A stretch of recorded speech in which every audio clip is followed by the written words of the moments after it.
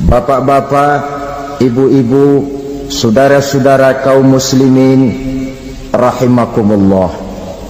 Dunia ini penuh dengan berbagai macam kesibukan.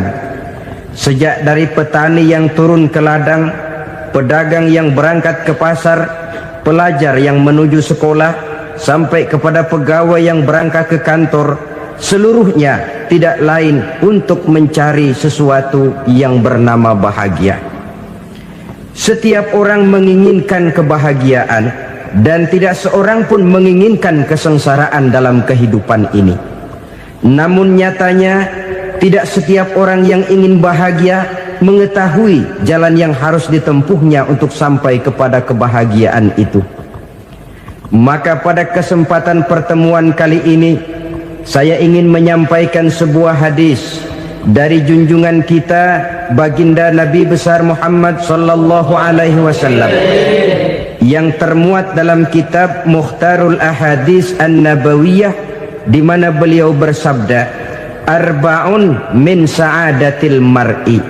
Ada 4 perkara yang merupakan tanda dari orang bahagia. Saya mau tanya, di antara saudara-saudara yang hadir di sini, apa ada yang kepengen jadi orang sengsara? Seluruhnya tentu ingin mendapatkan kebahagiaan. Maka menurut resep dari Nabi kita, tanda orang bahagia itu 4. Jadi kalau saudara ingin bahagia, harus mempunyai 4 perkara ini.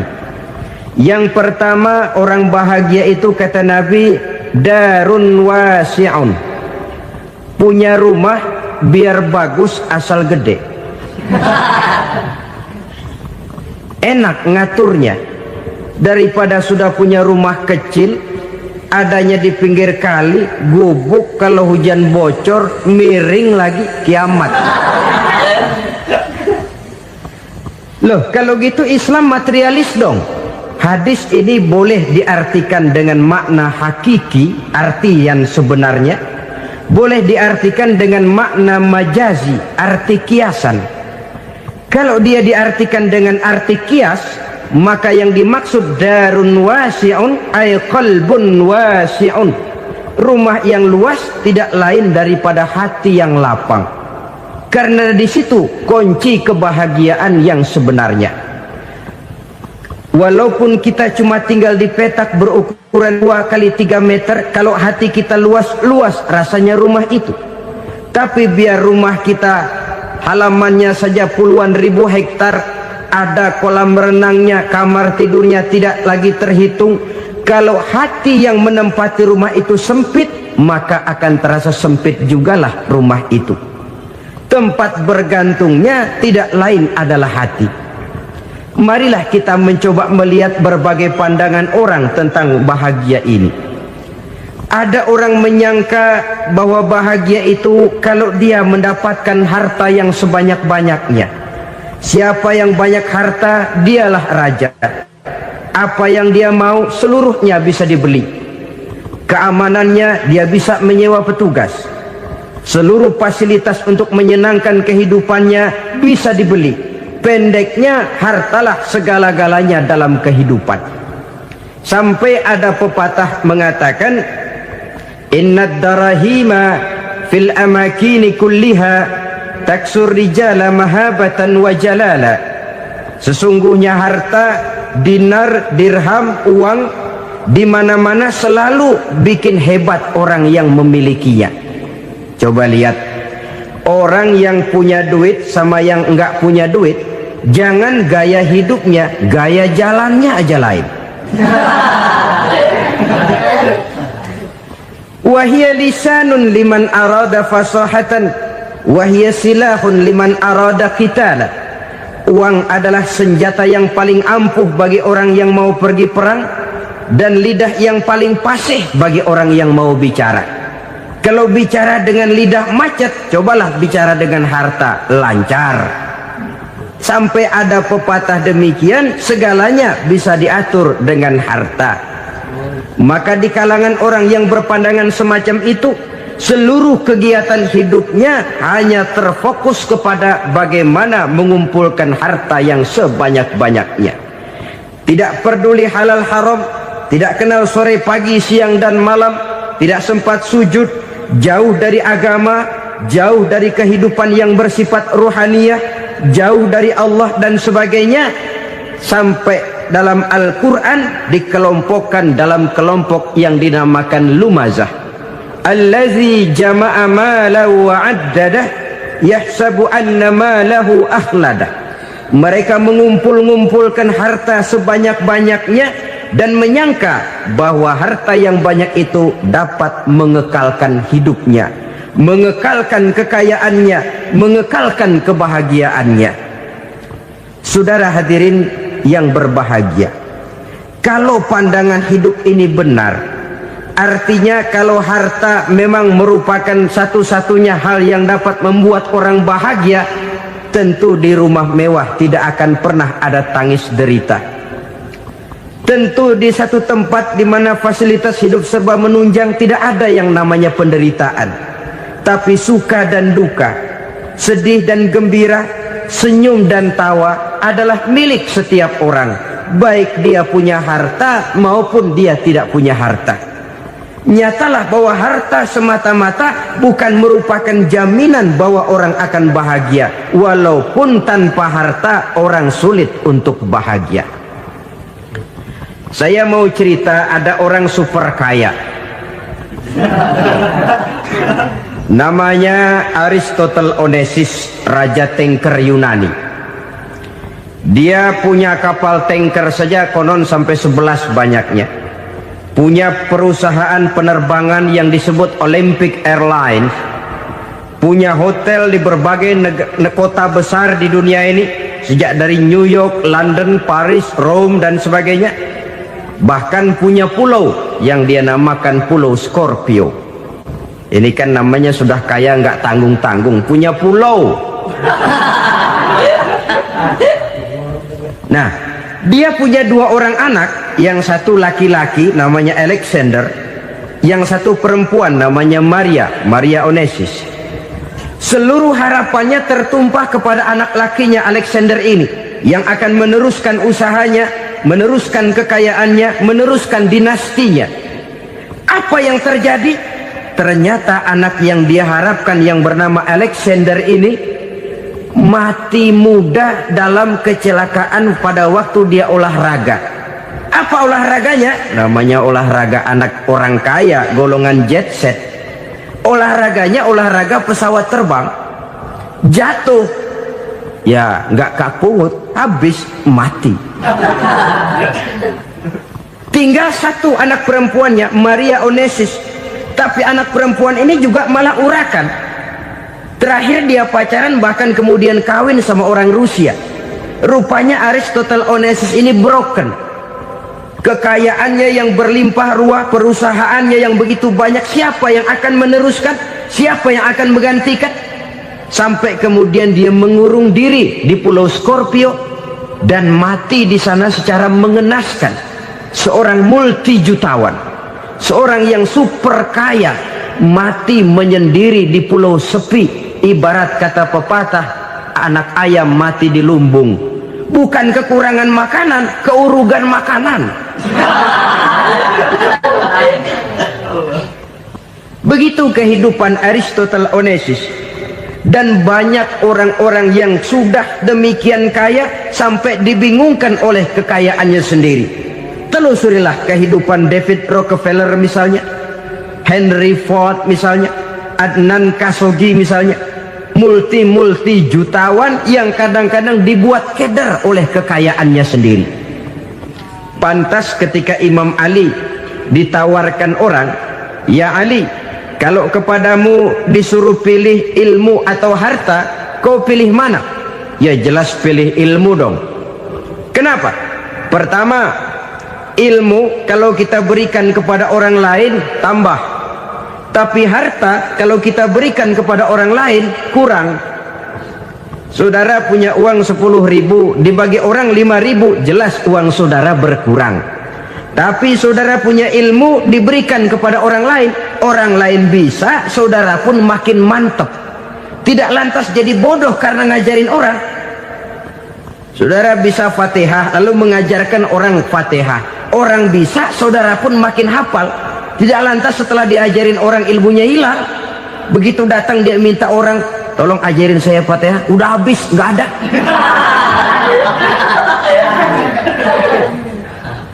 Yang kedua kata Imam Ali, ilmu menjaga kita. Kalau harta, kita yang harus jaga. Makin banyak ilmu, makin terpelihara diri seharusnya. Tetapi makin banyak harta, makin bingung kita jaganya. Sampai kadang-kadang kalau perlu seluruh keliling rumah dipasangi alarm. Belum cukup disewakan anjing besar-besar, pasang di depan pintu, awas anjing galak. Masih belum cukup juga, cari centeng tukang-tukang kepruk jaga rumah. Masih terasa belum aman, padahal rumahnya dikelilingi tembok besar. Di balik tembok ada pintu-pintunya tebal. Di balik pintu itu terbuka masuk kamar, kamar pun ada pintunya, pintunya pun kuat.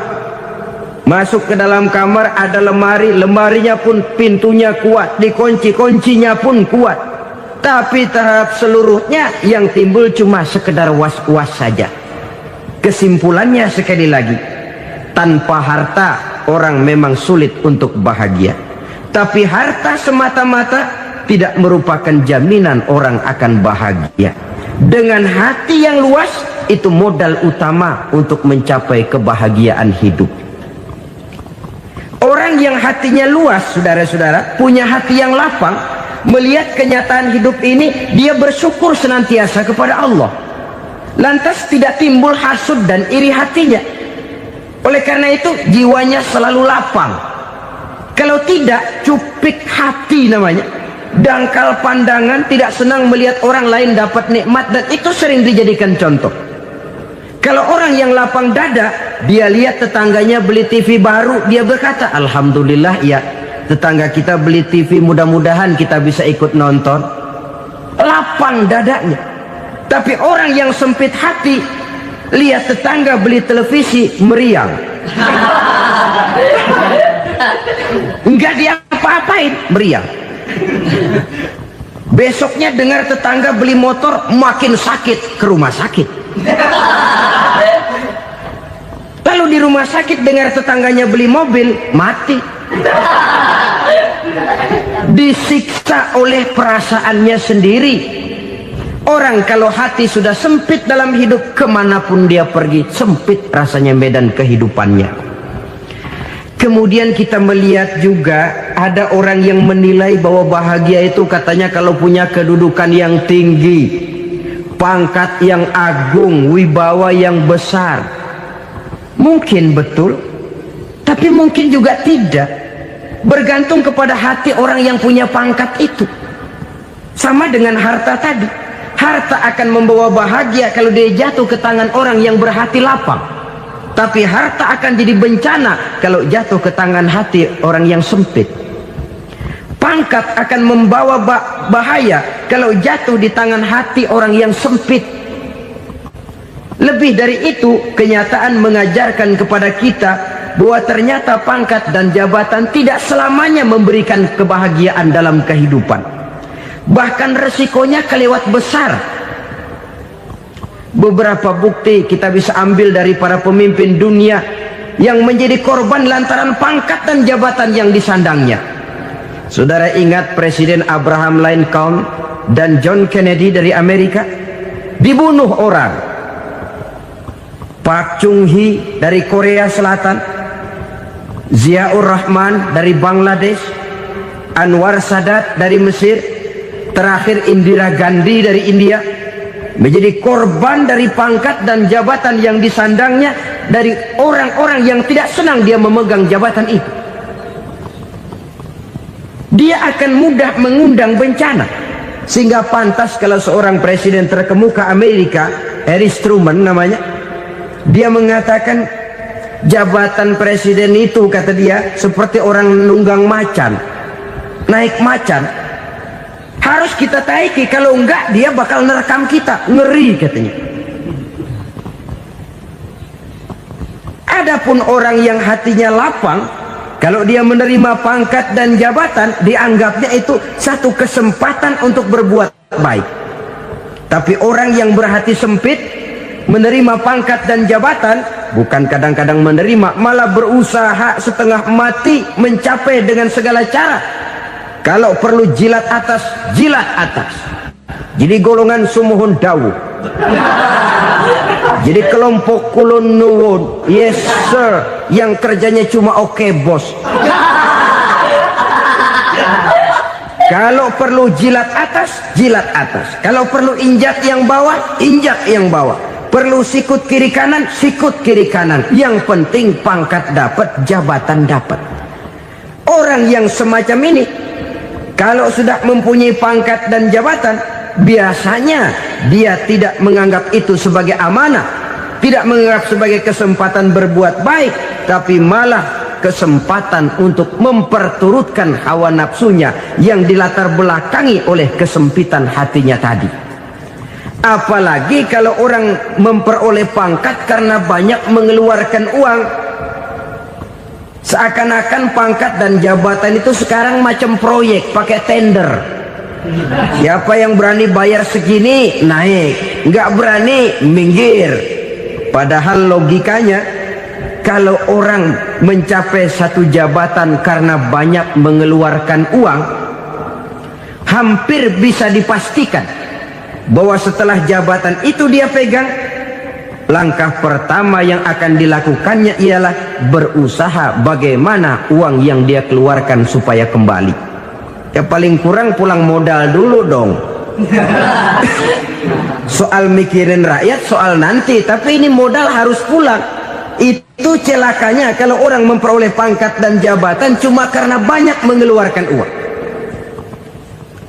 Jarang orang yang mempunyai keyakinan dan pandangan bahwa pangkat dan jabatan merupakan amanah. Jadi sekali lagi, pangkat dan jabatan mungkin saja membawa kebahagiaan kalau jatuh ke tangan orang yang berhati lapang. Tapi bisa jadi bencana kalau dia jatuh ke tangan orang yang mempunyai hati yang sempit. Dan lagi-lagi stresnya hati yang lapang. Lalu sebagian orang, saudara, ada yang berpandangan katanya bahagia itu kalau jadi orang terkenal, mempunyai popularitas, menjadi idola di kalangan remaja, di kalangan orang tua, di segala lapisan masyarakat. Padahal makin populer orang, makin terikat dia. Ya kalau macam kita ini kan nggak punya nama, nggak populer, tengah malam buta mau nongkrong di warung Tegal aman. Tapi pangkat, jabatan, kedudukan, popularitas menyebabkan kita diikat dengan berbagai macam peraturan. Cuma mandi sama ke WC saja yang nggak dikawal.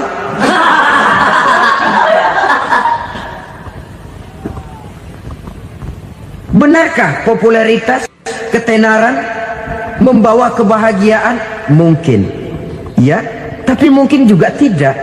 Kenapa? Banyak orang-orang populer yang mengakhiri hidupnya secara tragis. Kita ambil beberapa nama. Di Amerika tahun 60-an ada bintang seksi paling terkenal yang dijuluki seks bom, bom seks. Sampai sekarang jadi legenda, namanya Marilyn Monroe. Singkatan doublenya itu inisialnya MM, Marilyn Monroe. Terkenal top sampai dia mati tahun 62, namanya sekarang masih saja dibicarakan orang. Kenapa dia bunuh diri? Tidak punya hartakah dia? Banyak. Kurang populerkah dia? Seluruh dunia mengenalnya. Sejak rakyat kecil sampai pejabat tinggi dia punya hubungan. Kenapa? Jenuh. Dia terlahir dalam keadaan yatim. Setelah itu tidak lama dia berangkat remaja, ibunya meninggal. Pindah dari wanita asuh ke wanita asuh sampai 12 orang ibu angkatnya.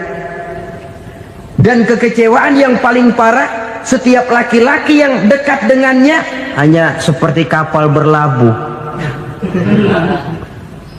datang dan pergi silih berganti, padahal dia merindukan seseorang yang bisa melindungi hidupnya. Dia rindukan itu dan dia tidak pernah menemukan. Itu yang akhirnya menyebabkan dia minum pil tidur kelewat dosis, minum obat tidur kebanyakan, ya tidur terus sampai sekarang.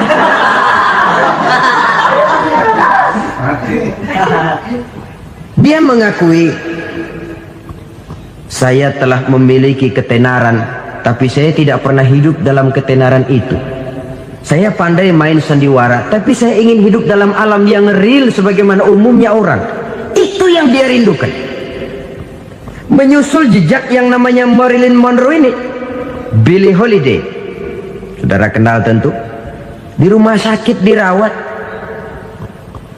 Dia juga minum obat overdosis, mati lagi. Jimi Hendrix minum obat tidur overdosis kelewat batas, mati lagi. Lalu yang menghanyutkan diri di danau, Janis Joplin dan Brian Jones. Ini orang-orang populer, orang-orang terkemuka yang mengakhiri hidup secara tragis, bukan karena tidak terkenal, mungkin karena sudah saking terkenalnya. Contoh paling belakangan, Bruce Lee. Wah, ini tukang-tukang keprok tentu kenal siapa dia. Sampai sekarang pun tabir kematiannya masih merupakan misteri. Dan yang masih hidup juga menunjukkan gejala yang aneh. Michael Jackson, rumahnya di Beverly Hills itu dijaga sedemikian rupa, dan dia selalu curiga kepada setiap makanan harus steril, bersih dari segala macam kimia. Kemana dia pergi, itu tukang-tukang keprok sudah selalu menjaga dan mengawal, dan dia seakan takut menunjukkan mukanya yang asli. Hingga kalau tampil ke tengah di luar show, dia kadang memakai pakaian yang tidak menunjukkan dia yang sebenarnya, takut dikenali orang. Ternyata popularitas sering jadi momok yang meracuni kehidupan manusia. Oleh karena itu, benarlah junjungan kita pada saat beliau mengajarkan orang akan bahagia kalau dia mempunyai hati yang lapang. Nah, sekarang masalahnya untuk mendapatkan hati yang lapang, caranya bagaimana? Kita kembali kepada konsep Quran. Allah mengajarkan, ala inna bi dzikrillahi tatmainnul qulub. Ketahuilah bahwa dengan banyak mengingat Allah, hati akan tenang, jiwa akan lapang. Dengan kata lain, dekat dengan agama, merasakan kehadiran Allah dekat dalam hidup. Itu muara pertama untuk mencapai hati yang lapang. Ala inna bi dzikrillahi tatmainnul qulub. Jangan macam orang sekarang ingin mendapatkan ketenangan lalu tapak di puncak gunung, di gua-gua, di tempat sepi. Iyalah kalau nggak ada ular. Kalau tergigit ular berbisa, ketenangan belum, mati jelas itu. Islam positif untuk mendapatkan ketenangan. Ala inna bi dzikrillahi tatmainnul qulubi. Bahwa ketahuilah bahwa dengan banyak mengingat Allah, hati akan tenang, jiwa akan lapang, nuansa pikiran akan luas. Karena yang namanya bahagia ada dimanapun manusia berada. Di kampung ada bahagia, di kota ada bahagia, di ngarai, di lembah, di gunung, di hutan, di lautan, di angkasa luar, dimanapun bahagia itu ada kalau kita bermodalkan hati yang lapang ini. Dan hati akan lapang kalau kita dekat dengan agama. Dekat dengan harta buat sementara hati mungkin tenang, tapi ketenangan yang relatif dan temporer. Apalagi orang tiap kali tambah harta, tiap kali tambah rencana, itu wajar. Mungkin sebelumnya saudara berpikir, kalau punya duit 5.000 enak nih. Begitu punya duit 5.000, aduh sayang kalau 10.000 aja. Tiap kali tambah harta, tiap kali lain rencana. Makin banyak rencana, makin menjauhkan kita dari yang namanya ketenangan. Padahal ketenangan merupakan unsur utama untuk mencapai bahagia. dan ketenangan itu bermuara dalam hati manusia. Tengoklah kehidupan ini. Orang yang banyak harta dengan orang miskin, berbedakah rasa sakit yang mereka tanggungkan? Rasanya tidak. Walaupun si kaya tidur di kasur empuk berselimutkan sutra mahal, sementara si miskin meringkuk di balai bambu yang keras dan kasar.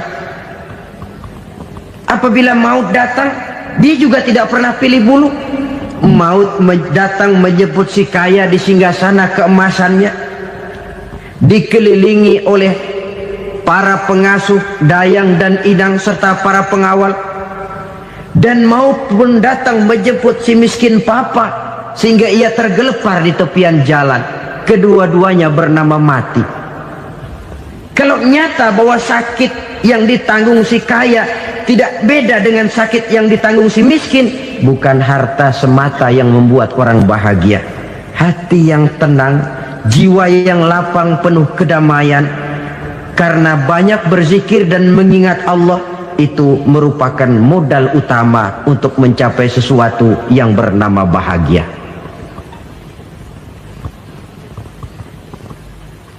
Saudara hadirin yang saya hormati, inilah yang pertama dari 4 ciri yang digambarkan oleh Nabi tentang tanda-tanda orang bahagia.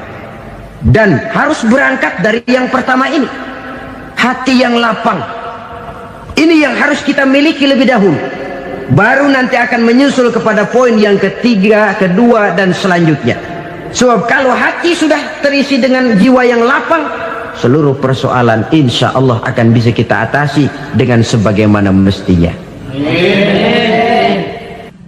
Yang kedua sekarang, tanda orang bahagia menurut baginda Nabi, markabun syariah. Orang bahagia itu, kata beliau, punya kendaraan biar cepat asal lancar. Artinya kemana dia mau pergi mudah. Apa maksud hadis ini? Kalau kita kaji lebih dalam, kendaraan itu kan alat transportasi. Transportasi tidak lain adalah usaha memudahkan komunikasi. Pindah dari situ kepada teori bahwa manusia adalah zon political, makhluk bermasyarakat yang tidak bisa memenuhi kebutuhan hidupnya secara sendirian. Kita memerlukan keberadaan orang lain dalam kehidupan ini.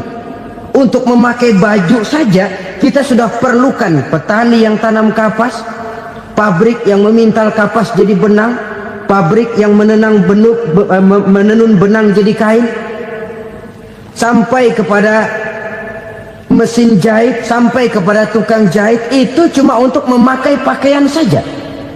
Tidak seorang pun di antara kita yang sanggup memenuhi kebutuhan hidupnya secara sendiri. Kita perlu orang lain. Maka kebebasan dalam arti mutlak, kebebasan tanpa batas, itu tidak mungkin ada dalam kehidupan. Karena kita mengadakan yang disebut interaksi sosial. Setiap kegiatan kita tentu melibatkan orang lain. Menurut kita barangkali kita bebas jalan di jalan raya semaunya, tapi orang lain berkendaraan pun merasa bahwa ini ada juga jalan haknya, dan begitu selanjutnya. Oleh karena itu, maksud dari kendaraan yang cepat ini adalah khulata'uhu ma'as solihin. Lingkungan pergaulannya terdiri dari orang-orang soleh. Pergaulannya luas. Kemana dia pergi ada temannya. Kesulitannya ada tempat dia cerita. Dan kesulitan kalau sudah diceritakan kepada orang lain, taruh kata orang itu tidak bisa menolong, namun menceritakannya kepada orang yang kita percayai, kan paling kurang sudah mengurangi beban jiwa, mengurangi tanggungan batin, merasa masih ada tempat kita cerita. Maka lebih baik orang awam yang mau bergaul ketimbang orang setengah alim tapi ngunci pintu.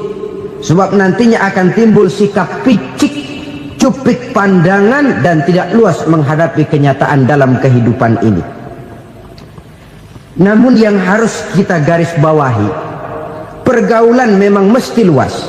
Namun jangan sekali-kali lupa bahwa pergaulan sangat besar pengaruhnya dalam ikut membentuk kepribadian manusia. Sehari-hari bisa kita bilang, Kalau kita dekat sama tukang minyak wangi, sekalipun nggak dibagi minyaknya, baunya tentu dapat. Betul? Tapi dekat sama tukang elas, walaupun nggak kena apinya, asapnya mesti kena. Kalau Syauqi mengatakan lebih jelas lagi, man asyaral asyrafa asya musyarrafan wa muasyiral anzali ghairu musyarrafin. Awalam taral jildal hakira muqabbalan bisagri lamma sara jildal mushaf. Siapa yang bergaul dengan orang mulia, dia bakal ikut menjadi mulia. Tapi siapa yang berteman dengan orang hina, dia tidak bakal ikut menjadi mulia. Tidakkah kau lihat, kata Syauqi, kulit kambing yang hina pun dicium orang ketika menjadi kantong Quran. Kulit kambing hina, kalau dia sendirian gak ada yang mau cium. Tapi begitu dia bergaul dengan Quran, menjadi kantong Quran, dipakein minyak wangi, ditaruh di tempat yang tinggi, mau diambil dicium dulu, dibawa dengan penuh hormat dan hati-hati. Kulit kambing yang hina lantaran berteman dengan Quran, numpang mujur. Tapi coba lihat kalau kulit kambing berteman dengan kayu, jadi beduk, habis. Zohor dikemplang, asar dipukul. Itu pun sedikit saja, cuma salah milih teman. Yang temannya Quran dihormati orang, yang temannya kayu lantaran jadi beduk, gelap-gelap subuh orang udah kemplangin.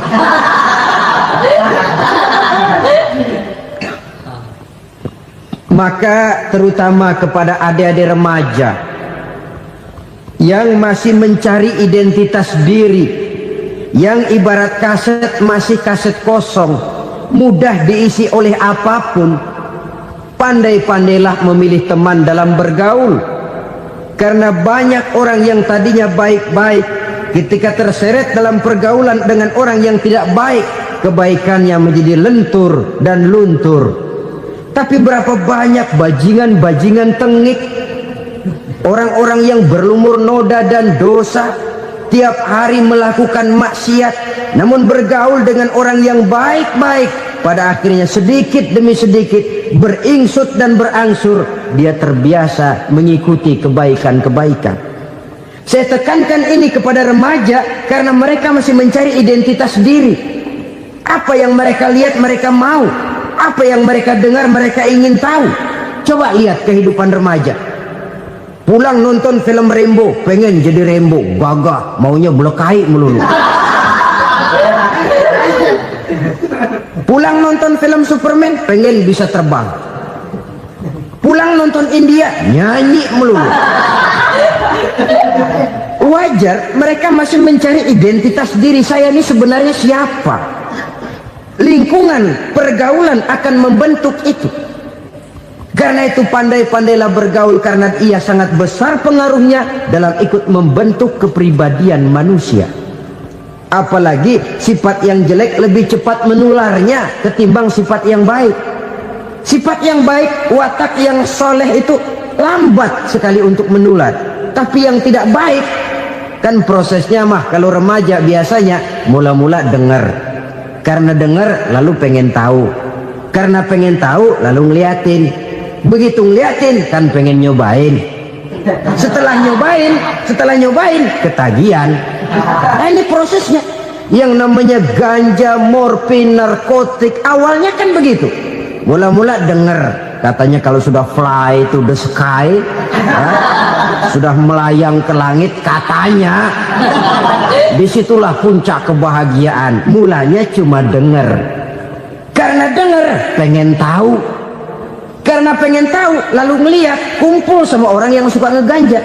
Setelah ngeliat, nah pengen ngerasain. Begitu ngerasain enak juga, ketagihan. Kalau sudah ketagihan jadi penyakit kronis, bisa merembet kepada yang lain. Iya, kalau orang tuanya mampu untuk beli morfin, beli ganja. Kalau tidak kan pikirannya ngayap, jemuran siapa ya gue sabet. Timbullah perbuatan-perbuatan negatif yang bermula dari salah pergaulan. Apalagi buat adik-adik remaja yang tinggal di kota-kota besar, yang pengaruh budaya, pengaruh kesenian, pengaruh struktur kehidupan yang nampak makin individualistis, di mana persaingan tajam, tensi ekonomi tinggi, orang mudah mengalami stres. Pandai-pandailah dalam bergaul, sekali lagi, karena ia sangat besar pengaruhnya dalam ikut membentuk kepribadian manusia. Orang bahagia punya kendaraan yang cepat, artinya punya pergaulan yang luas, dan lingkungan pergaulannya terdiri dari orang-orang yang soleh.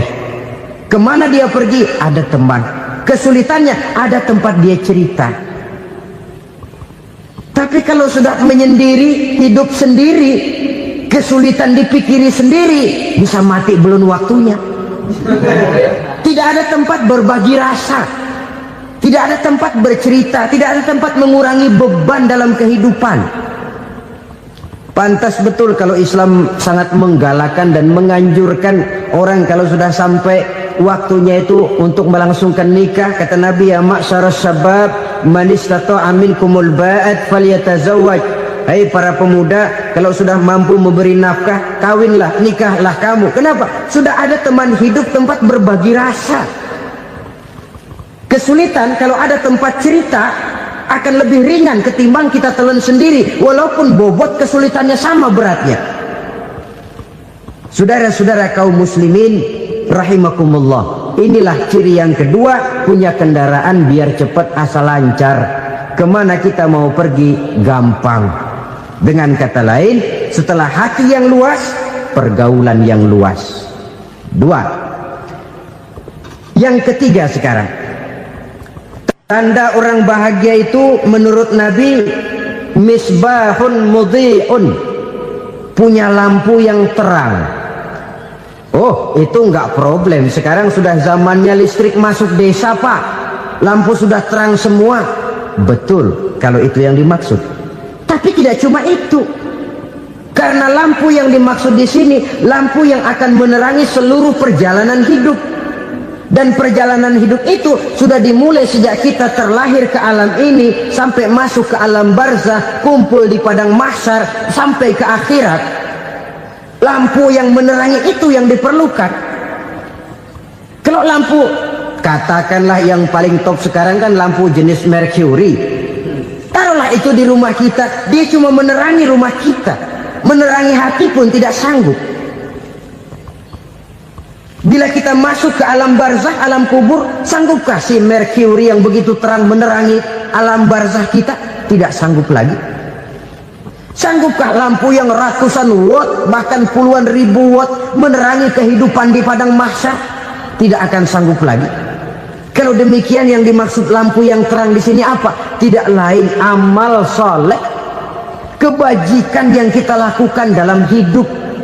Itu yang akan jadi lampu penerang. Di dunia nama kita akan terang, jasad kita boleh hancur terkubur tanah, tapi nama kita akan dikenang orang. Begitulah kalau orang meninggalkan kebajikan dalam hidup seperti sekarang.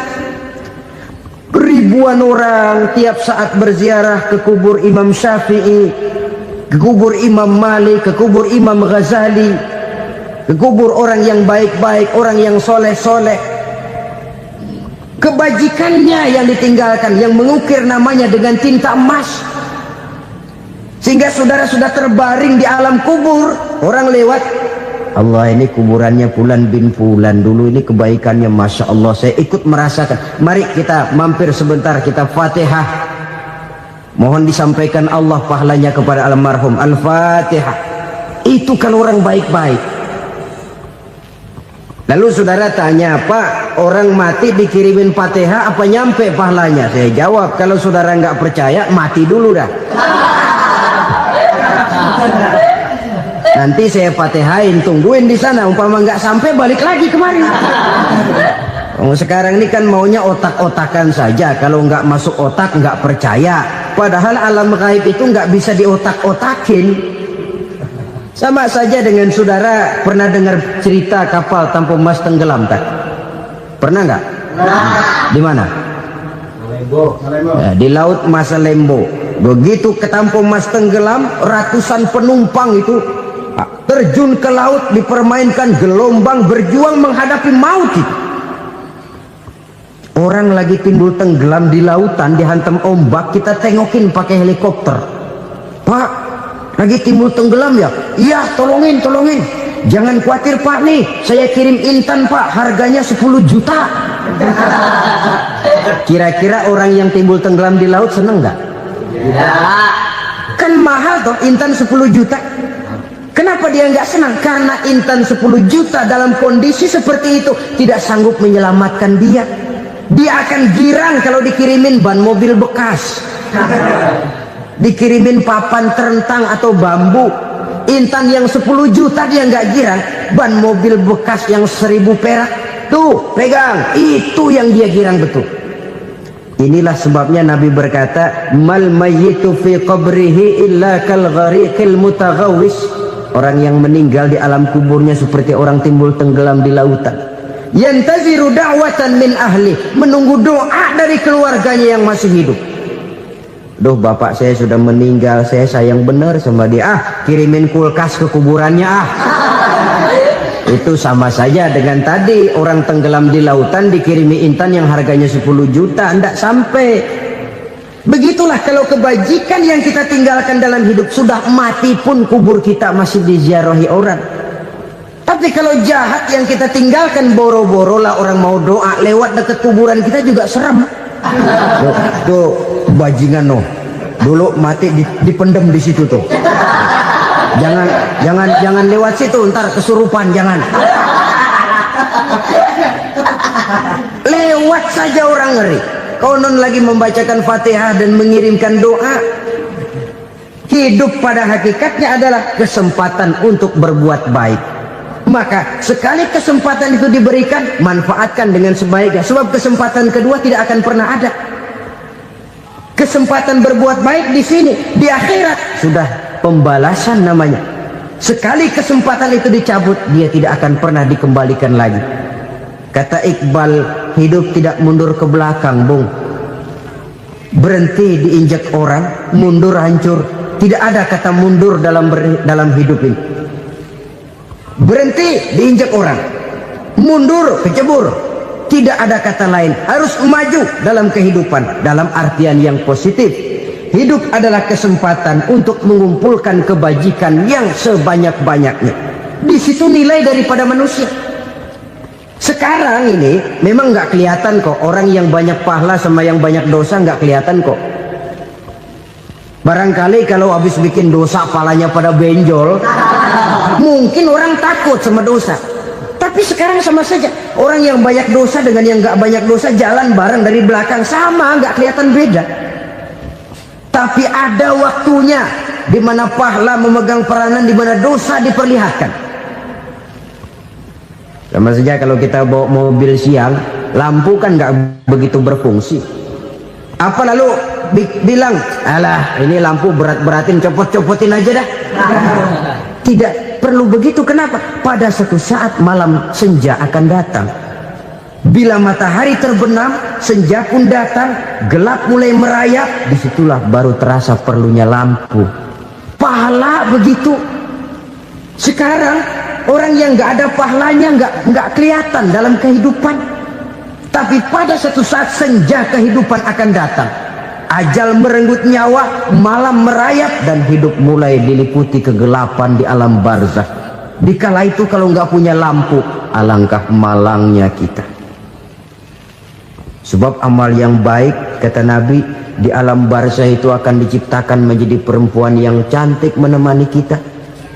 Amal yang jahat akan menjadi orang yang paling jelek nemenin kita.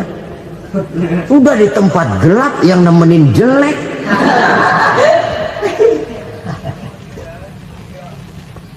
Kaum muslimin rahimakumullah. Kalau demikian masalahnya, tergantunglah kita pandai memanfaatkan waktu. Al-waktu kasayf, waktu itu cepat sekali. Yang namanya waktu itu tahu-tahu. Tahu-tahu udah tahun 87. Tahu-tahu udah begitu. Tahu-tahu yang kemarin anak-anak sekarang udah pada punya anak. Tahu-tahu saja itu. Begitu cepat waktu berlalu. Kalau tidaklah pandai kita memanfaatkannya, akan rugi kita. Nabi bersabda, "Man kana yaumuhu khairun min amsihi fahuwa rabih." Barang siapa yang hari ini lebih baik daripada hari kemarin, itu orang untung. Hari ini lebih baik daripada kemarin. Bulan ini lebih baik dari bulan kemarin. Tahun ini lebih baik dari tahun kemarin. Itu orang yang beruntung. Tahun kemarin sembahyangnya maghrib doang, sekarang udah tambah isya. Tahun kemarin cuman Idul Fitri aja ngancem bener, sekarang udah tambah Jumat, lalu tambah lagi maghrib, tambah lagi isya, dan selanjutnya. Hari ini lebih baik daripada kemarin, itu orang yang beruntung. Wa man kana yaumuhu mislu amsihi fahuwa khasir. Lalu barang siapa yang hari ini sama saja dengan hari kemarin, itu orang rugi. Hari ini sama dengan kemarin, rugi itu. Bulan ini begitu, bulan kemarin begitu, tahun ini begitu, tahun lalu juga begitu. Rugi itu orang. Rugi apa? Rugi umur. Umur tambah, amalan gak pernah tambah. Dan saya pikir lebih merupakan azab ketimbang nikmat kalau orang dikasih panjang umur cuma untuk numpuk dosa. Mending mana? Panjang umur banyak dosa sama pendek umur dikit dosa? Mending mana? Mending mana? Ya, paling mending tentu panjang umur banyak pahala. Tapi kalau tidak, sekali lagi, lebih merupakan azab ketimbang nikmat kalau orang diberikan panjang umur tapi cuma untuk sekedar menumpuk dosa. Kehilangan kesadaran bahwa dunia bukan terminal akhir dari satu perjalanan. Dia cuma halte di mana kita berhenti sebentar untuk menuju kepada terminal yang hakiki. Saudara-saudara kaum muslimin rahimakumullah, inilah lampu yang akan menerangi kehidupan. Amal yang kita lakukan di dalam kehidupan. Jadi yang dimaksud dengan lampu yang terang, kebajikan yang kita kerjakan dalam hidup. Nah, setiap orang di awal tadi saya bilang ingin bahagia. Bahagia itu kan hakikatnya kumpulan senang dan selamat. Senang, selamat. Apa bedanya? Senang tapi tidak selamat, nggak bahagia. Selamat tapi nggak senang, nggak bahagia orang. Contoh, kalau orang korupsi, duitnya banyak, senang dia, tapi keselamatannya. Ada tentara baris di samping rumahnya udah bingung, padahal tentara latihan. Tentara cuma latihan, dia bingung. Senang, tapi karena keselamatannya tidak terjamin, dia tidak bahagia. Sebaliknya pegawai negeri jujur benar, cuma segaji-gajinya, selamat nggak korupsi, tapi melarat, ya nggak bahagia juga, kurang senang. Kesenangan dan keselamatan untuk dunia saja, ya sekali lagi, kalau cuma sekedar untuk dunia saja, bisa dibeli pakai uang. Bisa dibeli pakai uang. Saudara ingin selamat, bisa dibeli pakai uang. Saudara ingin senang, bisa dibeli dengan uang. Tapi setelah mati, masuk ke alam barzah, habis kekuasaan uang. Nggak bisa lagi beli keselamatan pakai uang. Tidak mungkin lagi membeli kesenangan dengan uang. Di situ pahala yang megang peranan.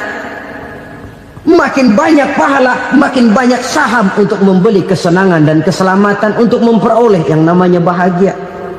Dan jangan lupa loh, di alam barzah kita nggak sebentar, menunggu datangnya kiamat. Loh iya, kalau kita begitu dikuburin terus kiamat datang, untung.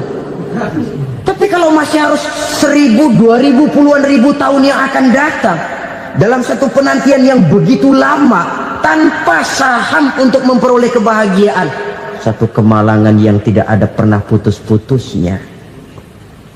Janganlah tergelincir oleh kebahagiaan sebentar yang menipu dengan mengorbankan kebahagiaan hakiki yang berjangka panjang. Apa artinya senyum sejenak kalau harus ditebus dengan tangis seumur hidup? Biarlah kita minum jamu, pahit memang, getir memang, tapi kan besok badan sehat. Daripada sekarang minum sirup, manis memang, enak memang, tapi bibir pada jontor besoknya. Sirawan, batuk, nggak karu-karuan. Banyak orang tertipu oleh kesenangan yang sebentar, Padahal laisa kullu ma yalma'u zahaban. Belum tentu semua yang berkilat itu emas. Belum tentu semua yang gemerlap itu intan. Karena itu marilah manfaatkan kesempatan yang diberikan Allah ini untuk mengumpulkan kebajikan yang sebanyak-banyaknya. Yang terakhir sekarang, yang keempat, tanda orang bahagia kata Nabi. Zaujatun salihah. Orang bahagia itu tanda yang keempat kata Nabi, punya istri biar cakep asal taat. Sudah surga itu gitu. Cakep taat. Istri kayak gitu, kalau belum mati jangan dikuburin dulu. Sudah cakep taat lagi. Tapi kadang-kadang enggak, udah jelek ngadat melulu. Apa yang mau dipilih? Sebab itu Quran mengatakan istri pakaian untuk suami, suami pakaian untuk istri. Kenapa suami istri diibaratkan pakaian? Alangkah tingginya gaya bahasa Quran ini. Suami istri teman hidup, hidup perjalanan panjang. Sejak kita dalam rahim sudah ada hidup kan di sini. Sampai ke alam dunia, masuk ke alam barzah, kumpul di padang mahsyar, sampai menuju akhirat, itu perjalanan hidup. Carilah istri atau suami teman hidup yang membawa manfaat tidak hanya kehidupan di dunia ini, sampai di alam barzah, sampai di padang mahsyar. Suaminya mungkin meninggal lebih dulu atau istrinya mungkin meninggal lebih dulu, tapi suami atau istri yang masih hidup berbuat kebajikan. Suami saya meninggal, ada hartanya, saya sedekahkan, niat pahala untuk almarhum suami saya. Ini teman hidup, tidak dibatasi dan tidak bisa dipisahkan oleh maut sekalipun. Zohirnya mungkin pisah, badannya mungkin pisah, tapi hatinya, jiwanya, kebersamaannya dalam menghadapi kehidupan. Karena itu saudara-saudara, bahasa Quran indah. Suami istri diibaratkan seperti pakaian. Apa fungsi pakaian? Pertama, pakaian jadi kebanggaan. Artinya suami harus menjadi kebanggaan istri, istri harus jadi kebanggaan suami. Yang kedua, pakaian itu kan fungsinya menutup aurat. Artinya sesama suami istri harus saling menjaga kekurangan masing-masing. Jangan malah sesama suami istri saling membongkar rahasia dan aibnya sendiri-sendiri. Istrinya diceritain jeleknya di mana-mana, atau suaminya dibongkar rahasianya di pasar umum. Itu sudah tidak lagi berfungsi sebagai pakaian. Kenapa semua ini diperlukan? Karena kita menyadari bangsa yang baik terdiri dari masyarakat yang baik. Masyarakat yang baik merupakan susunan dari warga yang baik. Warga yang baik adalah terdiri dari rumah tangga yang baik. Dan rumah tangga yang baik merupakan susunan dari pribadi yang baik. Dari situ langkah dimulai.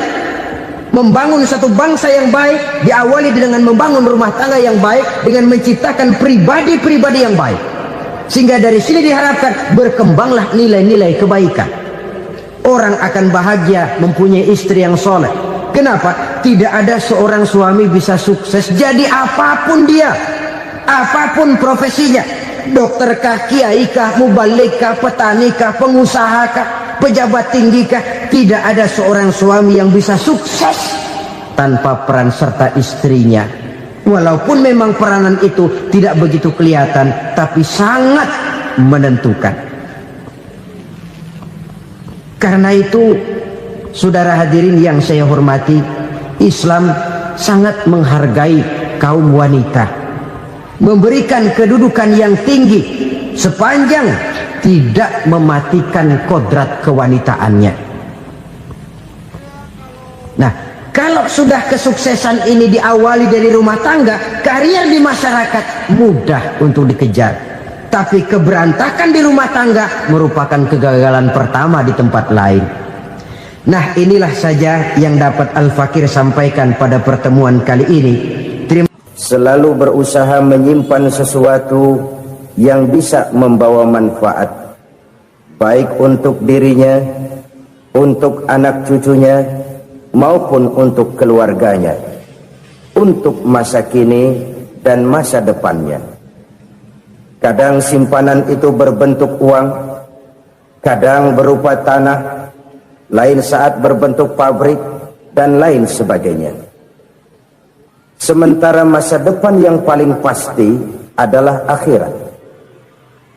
Jika untuk masa depan dunia kita rela memeras keringat, membanting tulang, pergi pagi dan pulang petang, menyimpan uang, menyimpan tanah, menyimpan pabrik, pernahkah kita merenung jika satu saat kiamat datang, kita dibangkitkan dari kubur masing-masing, berdiri di padang mahsyar untuk mempertanggungjawabkan seluruh kegiatan hidup kita di dunia ini, lalu kita akan menuju ke alam akhirat.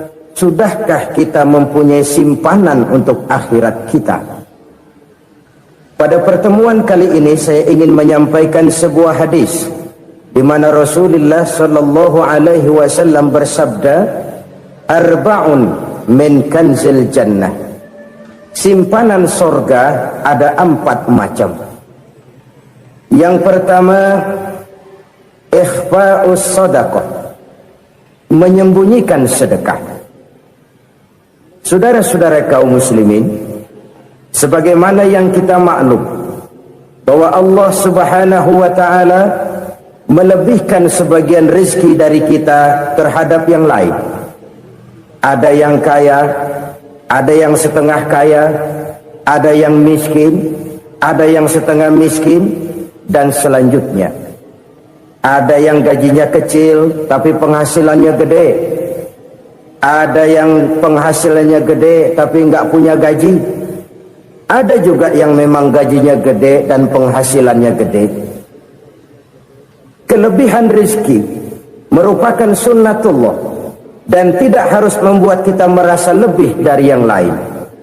Bahkan sebaliknya, kelebihan itu harus membuat kita ringan tangan untuk menolong mereka yang memang memerlukan pertolongan. Kalau saudara diberikan ilmu, maka pertanyaan akhirat cuma satu: ilmumu kau amalkan untuk apa? Kalau saudara diberikan umur yang panjang, pengadilan akhirat juga bertanya satu: umurmu kau habiskan di mana? Tapi kalau saudara diberikan harta, pengadilan akhirat akan bertanya dua: hartamu kau dapat dari mana? Kau belanjakan kemana? Dari mananya ditanya, dan kemananya juga ditanya. Oleh karena kita akan dimintakan pertanggungan jawab, maka amanah yang bernama harta ini harus kita gunakan dengan sebaik-baiknya. Ada penggunaan yang merupakan kewajiban, itu zakat namanya. Ada penggunaan yang sewaktu-waktu, itu infak namanya. Ada yang lebih sewaktu-waktu lagi, dan itu sedekah namanya. Zakat dia terikat oleh haul dan nisab, oleh putaran batas waktu dan ukuran dari harta itu sendiri. Sedangkan infak terikat oleh situasi dan kondisi perekonomian seseorang. Sedangkan sedekah tidak terikat dengan apapun. Dalam kondisi seperti apapun kita bisa melakukan sedekah dengan yang terkecil sekalipun. Sampai-sampai Rasulullah sallallahu alaihi wasallam mengajarkan, la tahkiranna minal ma'rufi syai'an walau an talqa akhaka biwajhin talik. Atau ada hadis, tabassumuka fi wajhi akhika laka shadaqah. Senyumanmu kepada temanmu adalah sedekah. Jadi untuk melakukan sedekah tidak harus dalam berbentuk uang. Dengan ilmu kita bisa sedekah, dengan tenaga kita bisa bersedekah, dengan pikiran kita bisa bersedekah, bahkan senyum kepada teman itu pun sedekah. Jadi kalau sedekah dengan uang memang belum punya uang, nyengir aja banyakin. Itu asal pada tempatnya, jangan lalu ketemu tiang listrik cengengesan. Tentu tidak pada tempatnya dan tidak wajar. Nah, sedekah yang paling dicintai Allah adalah sedekah yang disembunyikan. Artinya jauh dari sifat riya. Kan kadang-kadang ada orang Sedekah itu disebutkan namanya. Apa tidak bagus? Kalau memang niatnya ikhlas, ya bagus-bagus saja. Untuk memberikan sugesti kepada yang lain. Si Fulan bin Fulan nyumbang sekian, diumumkan. Boleh kalau niatnya untuk memberikan rangsangan kepada yang lain supaya dia menyumbang lebih besar dari orang tadi. Tapi kalau itu mendatangkan ria, maka sedekah yang paling dicintai Allah adalah sedekah yang disembunyikan. Tangan kiri saja tidak tahu apa yang diberikan oleh tangan kanan. Sedekah yang dilakukan dengan ikhlas akan merupakan perbendaharaan surga, tersembunyi dari pandangan orang lain, tidak seorang pun tahu. Karena memang sikap yang baik adalah melupakan kebaikan dan mengingat kesalahan. Itu salah satu ciri orang bahagia. Orang yang selalu mengingat kesalahannya dan berusaha melupakan segala kebaikannya. Kalau dia akan ada kebaikan, dia tidak bisa ikut, dia merasa rugi karena dia merasa belum pernah berbuat baik. Tapi kalau akan melakukan kesalahan baru, dia ingat kesalahan yang sudah-sudah, sehingga terhalang baginya untuk melakukan satu kesalahan baru. Demikianlah saudara-saudara, bahwa Allah melebihkan rizki sebagian kita dari yang lain, agar terjadi tolong-menolong dalam kehidupan ini. Jadi kesenjangan yang nature, kesenjangan yang alami, itu sunnatullah. Ada yang kaya, ada yang miskin, ada yang kelas menengah. Nah, kenapa lalu sekarang kita berusaha mengentaskan kemiskinan? Oleh karena adanya kesenjangan struktural. Kalau yang kaya bisa semakin kaya, kenapa yang miskin tidak bisa naik jadi ikut sedikit kaya? Sebab pada dasarnya Islam adalah agama yang sejak turunnya sudah berupaya memerangi kemiskinan. Bahkan dikatakan kemiskinan itu mendekatkan kepada kekufuran. Orang kalau miskin udah dekat banget sama kafir. Gampang menjadi kafir. Berapa banyak saudara-saudara kita yang oleh karena soal perut, oleh karena soal materi, terpaksa meninggalkan dan menanggalkan akidahnya, menjual petunjuk yang diberikan Allah dengan kesenangan dunia yang cuma sebentar ini. Na'udzubillah summa na'udzubillah.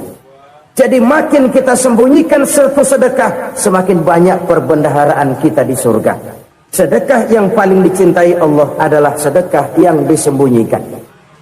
Malahan ada seorang sufi, dia punya kebiasaan kalau pergi sholat Jumat, dia bawa uang, itu uang dia taruh di bawah tikar masjid.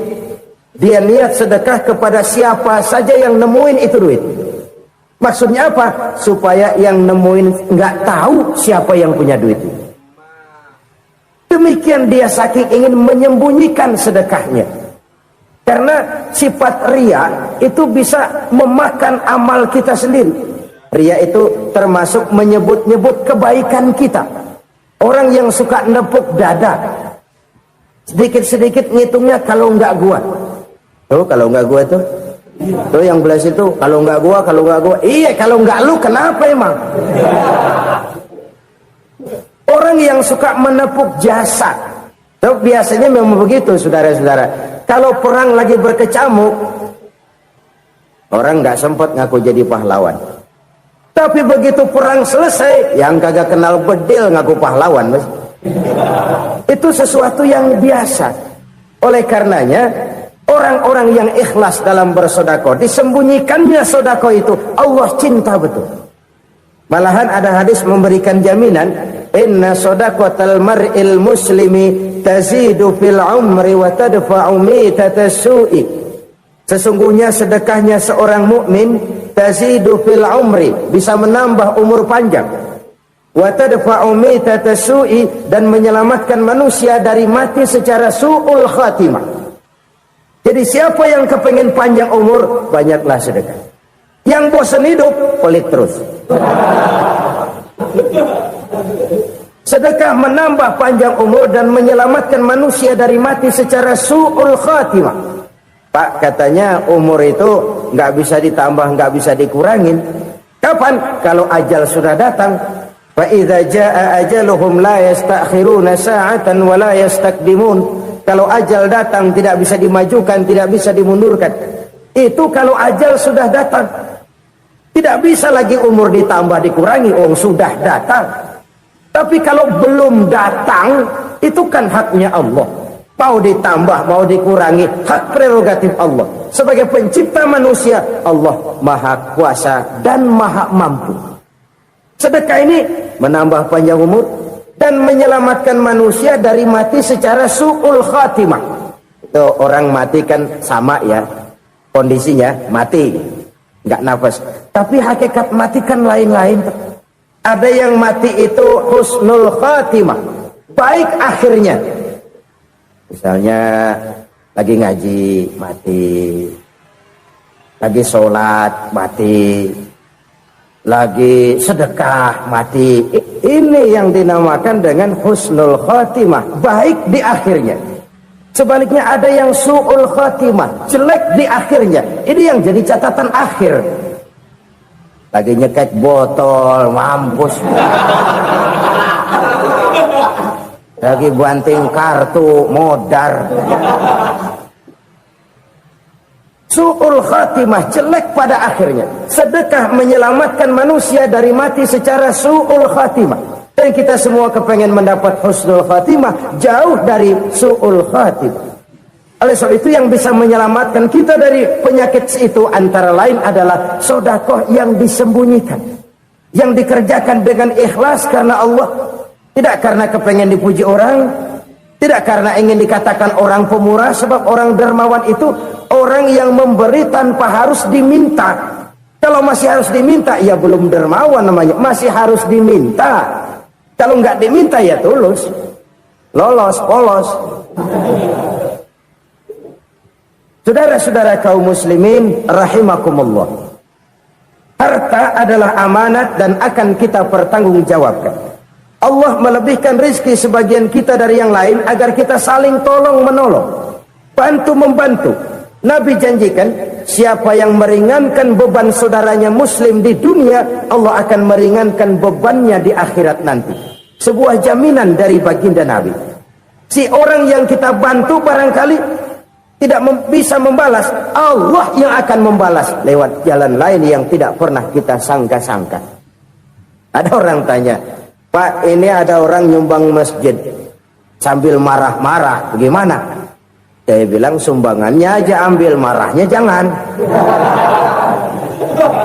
Marahnya jangan diambil, itu urusan dia. Saudara-saudara kaum muslimin rahimakumullah. Umat Islam ini kan umat yang punya potensi besar. Kadang kita merenung, kenapa kadang-kadang pembangunan masjid kok lambat sekali? Kalau hotel hari ini peletakan pertama, bulan depan peresmian. Supermarket hari ini peletakan batu pertama, minggu depan peresmian. Tapi kalau sudah yang namanya masjid, kadang-kadang peletakan batu pertama sekaligus jadi batu terakhir. 3 tahun, 4 tahun, campur nebar jalak di jalanan, duit dijaring kayak ikan sepat.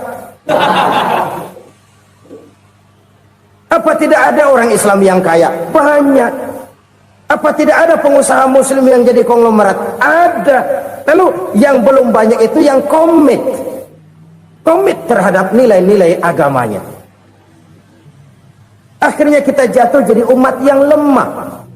Belum ada pengusaha konglomerat muslim buka pabrik super mecap beduk misalnya umpamanya atau pabrik kecap cap sorban supaya identitas keislamannya sedikit kelihatan. Kita jatuh jadi umat yang lemah karena potensi tidak terinventarisir dengan baik.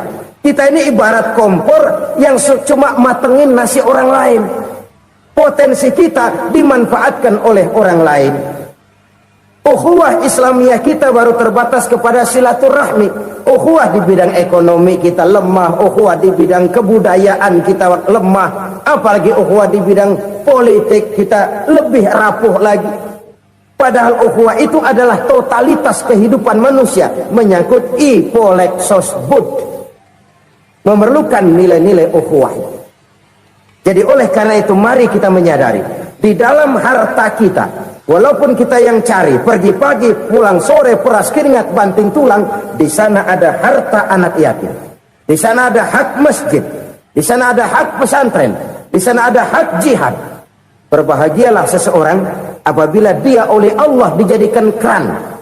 Keran itu menyimpan air, tapi tidak untuk dirinya, tapi disalurkannya kepada mereka yang memang memerlukannya. Saudara-saudara kaum muslimin rahimakumullah, ini yang pertama.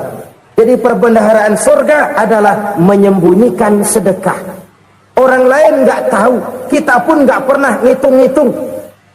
Kita anggap lewat begitu saja, padahal itu deposit akhirat. Satu. Yang kedua, perbendaharaan surga itu apa? Wa kitmanul musibah, menyembunyikan kesulitan. Kadang orang takut menghadapi kesulitan, tapi makin kita merenung, hidup ini kan sebenarnya urusan. Takut sama urusan, ya jangan hidup. Tandanya orang hidup itu kalau punya urusan. Urusan melupakan problem. Problem sering menimbulkan kesulitan. Kesulitan bukan untuk ditakuti, tapi untuk diatasi dan dicarikan jalan keluarnya. Siapa sih orangnya yang nggak pernah sulit-sulit? Makin tinggi status sosialnya, makin gede urusannya. Makin tinggi kualitas imannya, makin berat tingkat kesulitannya. Cuma memang yang namanya enak itu seperti pelangi. Biang lala itu nggak pernah di atas kepala kita, di atas kepala orang melulu. Lo sih enak lo, kata kita. Dia juga bilang yang enak kan lo. Pelangi itu nggak pernah di atas kepala kita. Kata tukang beca, aduh enak ya naik Mercy. Kata tukang beca, apa yang di dalam mobil Mercy? Aduh enak bener tukang beca, di jok ngeringkuk ngorok pulas bener. Saya kamar pakai AC, sejuk, tempat tidur sutra, empuk, alga, spring bed, kulak kulik nggak bisa pulas kalau belum minum Valium, belum tidur. Enak bener tukang beca, di jok ngorok nggak tahu wetan kulon. Si tukang beca bilang yang di Mercy enak, yang di Mercy bilang tukang beca enak. Inilah enak, nggak pernah di atas kepala kita, di atas kepala orang lain melulu enak itu. Nah, saudara-saudara, yang merupakan perbendaharaan surga itu orang yang bisa menyembunyikan kesulitan, baik pribadi ataupun rumah tangga. Ini terutama rumah tangga yang jadi soalnya. Kadang-kadang kita ini kalau senang, sebaliknya kalau senang kita diam, kalem aja, cuek. Banyak banget duit kita bawaan, diam aja udah. Malah ketemu orang takut. Tapi begitu susah, sekampung tahu. Padahal Nabi mengajarkan perbendaharaan surga itu menyembunyikan musibah, menyembunyikan kesulitan. Kalau enak, cerita sama orang-orang. Kalau nggak enak, rasain sendiri, tekan sendiri, atasin sendiri. Kita kan sebaliknya, tenang kita diam, asal lagi susah, paling tidak kita nyari teman buat cerita kesusahan. Siapa orangnya yang nggak pernah susah? Cuma soalnya bagaimana kita mengatasi kesusahan itu sendiri. Begitu juga misalnya kalau orang sudah berumah tangga, itu orang tuanya harus menjadi tempat dia cerita yang enak-enak saja. Yang nggak enak rasain berdua, selesaikan berdua, atasin berdua. Jangan dibalik. Asal senang diam, giliran susah saja. Maknya laporan. Terbalik. Bisa menjaga security informasi. Maka nama bayam keluar diam, malah seluitan. Enak amat lo makan daging ayam. Security informasi. Saudara-saudara kaum muslimin rahimakumullah, ujian yang terberat itu yang pernah diberikan kepada para nabi, para rasul, para aulia, para ulama. Makin tinggi keimanan, makin berat bentuk kesulitan. Ayo saya kemukakan satu contoh saja. Ada seorang nabi yang kaya, nabi kaya, namanya Nabi Ayub. Iblis kalau orang begini kan keki, ibadahnya rajin, kaya. Nih yang kayak begini susah digodain.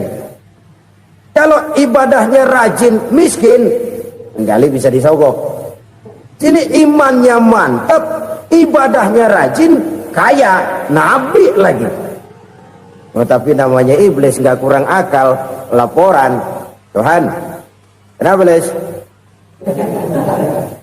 Ya ini bahasa saya, bahasa Qur'annya sih nggak gitu. Itu hambamu yang namanya Ayub, dia rajin ibadah cuma karena dikasih kaya aja. Coba kasih miskin dia, berhenti dia sembahyang. Ah, kamu bisa aja. Saya tahu Ayub itu hambaku yang ikhlas. Saya buktiin Tuhan, silahkan. Dibuktiin lah, iblis turun ke alam ini. Yang mula-mula dia lakukan, dia rusak sawah ladang Nabi Ayub. Dia binasakan binatang ternak Nabi Ayub. Sehingga dalam waktu singkat, jatuhlah Nabi Ayub dari orang paling kaya jadi orang paling miskin. Beliau masih ibadah di mihrab dalam masjid. Datang iblis. Saudara Ayub, ya, lagi ngapain? Ibadah. Nyembah Allah, nyembah Allah. Oh, percuma. Kenapa? Tuhan yang ente sembah nih, dia udah bikin miskin ente. Sawah ladang ente hancur lebur, binatang ternak binasa. Sekarang ente jadi orang paling miskin. Ngapain nyembah Tuhan kayak begitu? Tekor. Udah berhenti dah ibadah, berhenti ibadah. Ini iblis sama Tuhan lapornya lain, yang dikerjakan kepada Nabi Ayub juga lain. Benar begitu iblis, kata Nabi Ayub. Iya, sawah ladang saya habis, burus. Binatang ternak saya binasa, binasa. Saya miskin, bangpak. Apa jawab Nabi Ayub? Bukan innalillahi, ya ini hebat. Alhamdulillahillazi a'tani wa akhza minni. Segala puji bagi Allah yang telah memberikan harta kepada saya dan sekarang mengambilnya lagi. Alhamdulillah. Allah yang ngasih, Allah yang ambil. Itu mah urusan Allah. Iblis cuman ibadah jalan terus, sujud lagi Nabi Ayub. Iblis seleher gondok banget. Dasar Nabi nggak mempan dia apa-apain. Miskin malah alhamdulillah. Allah yang ngasih, Allah yang ambil. Jadi kalau kita tidak komit, kita tidak terikat kepada kaya, miskin, senang, susah, apa yang bisa bikin kita susah? Jadikan kekayaan, kemiskinan, jadikan senang susah sebagai anak buah yang bisa kita atur. Jangan kekayaan ngatur kita, jangan kemiskinan ngatur kita. Kita yang harus mengatur mereka. Senang susah, kaya, miskin, bahagia, sengsara, jadikan itu anak buah yang bisa kita atur. Kalau sekarang kita kaya, lain saat boleh jadi kita miskin, semiskin-miskinnya. Allah yang ngasih, Allah yang ambil. Tenaga mana yang bisa menghalangi? Ibadah jalan terus. Iblis makin gondok. Dasar Nabi loh. Akhirnya apa? Nabi Ayub dikerjain, diberikan penyakit. Demikian fatal penyakitnya. Bayangin, udah miskin sakit. Masya Allah. Miskin sakit. Sakitnya nggak lama, kira-kira 16 tahun. Istrinya 3, 2 mental minta ceraiin. Ngerawatin laki bengek begini. Senang belum tentu, susah udah pasti nih. Cerai aja, cerai dah. Cerai. Tinggal satu Siti Rahmah yang setia menemani beliau. Sesetia-setianya hati perempuan. Satu saat Siti Rahmah bilang, "Bang, ya, abang kan Nabi bang. Lalu namanya Nabi kan doanya jarang meleset bang. Maksud kamu minta kenapa sih sama Tuhan biar abang sembuh baik dah bang?" Siti Rahmah, iya. Saya sakit berapa tahun sih dah? 16 tahun bang. Sebelum ini saya sehat berapa tahun? Ya kira-kira 60 tahun bang. Nah coba ente banding-bandingin Rahmah. Saya dikasih sehat 60 tahun, dikasih sakit 16 tahun. Sudah nggak sabar mau doa kepada Allah minta sembuh. Saya malu kepada Allah. Diuji dengan yang luar biasa seperti ini, tidak mengganggu stabilitas kehambaannya. Dia tetap menghamba kepada Allah Subhanahu wa ta'ala. Saudara-saudara kaum muslimin rahimakumullah. Kunci menghadapi kesulitan itu apa? Allah jelaskan dalam satu ayat, wa basyiris sabirin alladzina iza asabathum musibah qalu inna lillahi wa inna ilaihi raji'un. Gembirakan orang-orang yang sabar. Siapa mereka itu? yang apabila mendapat musibah mereka kembali kepada keyakinan dasar segalanya dari Allah dan segalanya akan kembali kepada Allah. Ini konsepsi dasar dari sikap muslim dalam menghadapi berbagai kesulitan. Segalanya dari Allah, segalanya akan kembali kepada Allah. Kalau ini sudah kondisi dasarnya, maka kita akan lapang menghadapi kenyataan bagaimanapun pahitnya. Apakah itu namanya miskin, apakah itu namanya sakit, bahkan maut sekalipun. Maut sekalipun. Segalanya dari Allah, segalanya akan kembali kepada Allah. Ini sikap hidup, bukan sekedar ucapan. Kita kadang-kadang menjadikannya sebagai ucapan. Mulutnya sehingga berhenti, innalillahi wa inna ilaihi rajiun, tapi nangisnya terus gerung-gerungan. Bukan itu, ini kesadaran moral. Kalau segalanya dari Allah, segalanya kembali kepada Allah, kan sebenarnya cuma nunggu giliran. Hari ini saya nyembayangin dia, entah hari apa saya disembayangin orang. Hari ini saya antar dia ke kubur, entah hari apa orang nganterin saya ke kubur. Hari ini saya tahlilkan dia, entah nanti kapan orang tahlilkan saya. Segalanya dari Allah, segalanya akan kembali juga kepada Allah. Oleh sebab itu saudara-saudara, kesulitan bukan untuk ditakuti. Kesulitan justru untuk diatasi, dicarikan jalan keluarnya. Dan tidak ada orang yang tidak pernah mendapat kesulitan. Tidak ada. Semakin tinggi status sosial, semakin tinggi kualitas keimanan, semakin besar juga tingkat kesulitan. Hanya saja bagaimana cara kita mengatasinya. Dan Al-Quran menyatakan, innama al-usri yusra. Di balik kesulitan itu pasti ada kemudahan. Roda itu berputar. Karena itu Rasulullah sallallahu alaihi wasallam mengingatkan kepada kita, ta'arraf ila Allah fir raha ya'rifka fis shiddah. Ingatlah kepada Allah di waktu kamu senang, supaya Allah ingat kepada kamu di waktu kamu susah.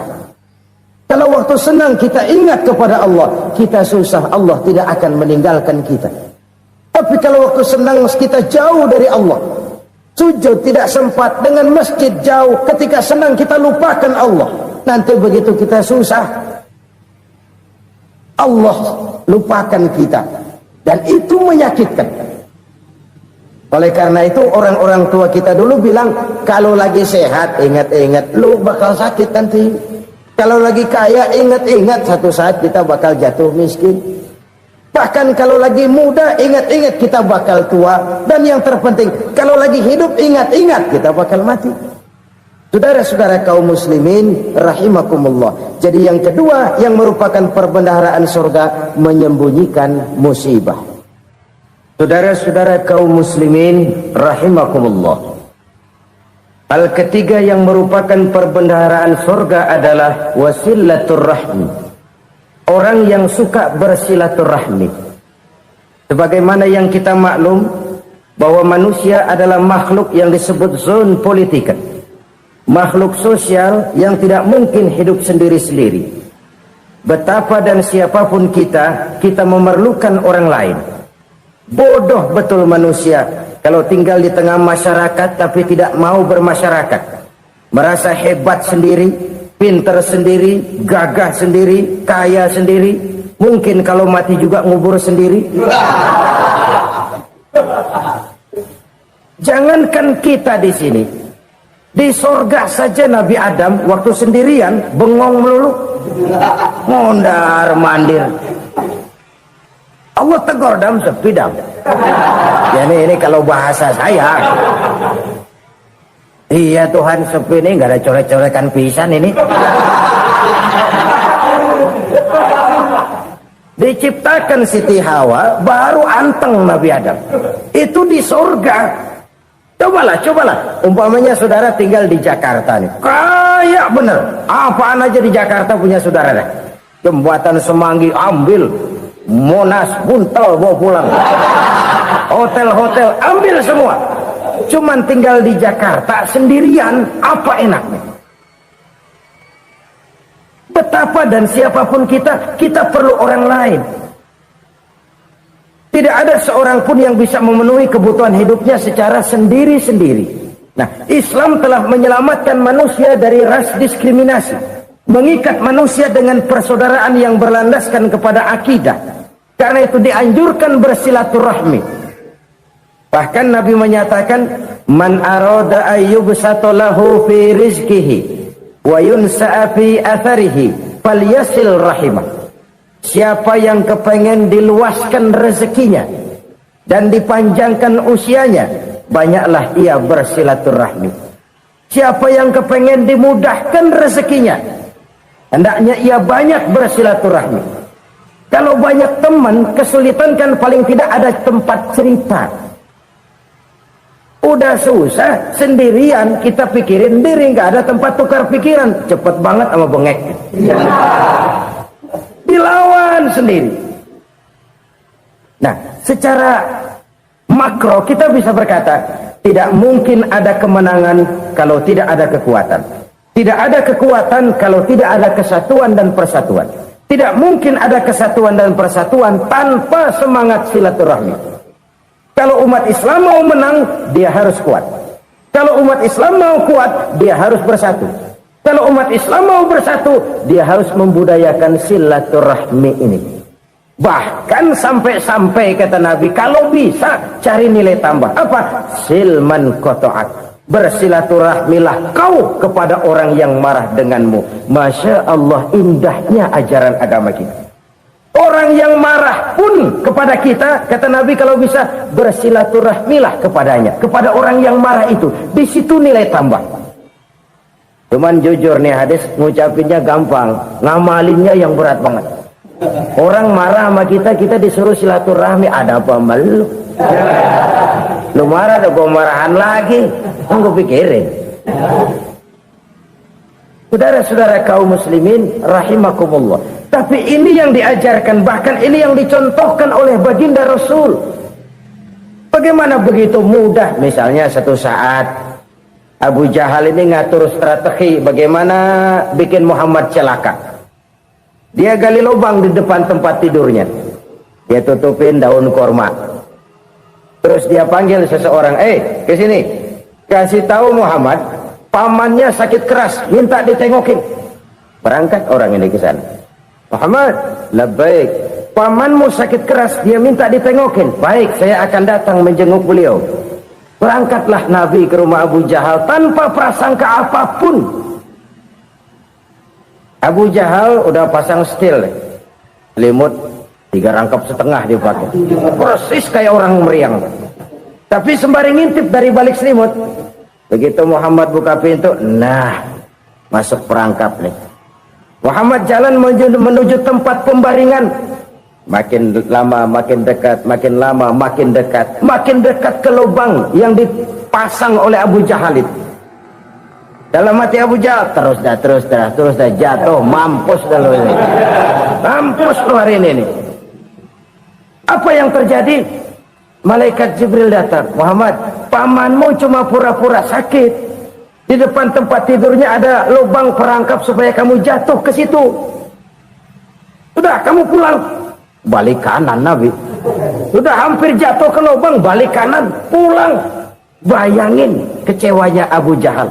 Muhammad dikit lagi, Muhammad dikit lagi. Enggak paman, saya pulang aja. Emosi bangun dari tempat tidur, enggak sadar kalau lagi pura-pura sakit. Lompat ngejar Nabi, dia lupa dengan lubang yang dia gali. Serak, nyemplung sendiri ke dalam lubang.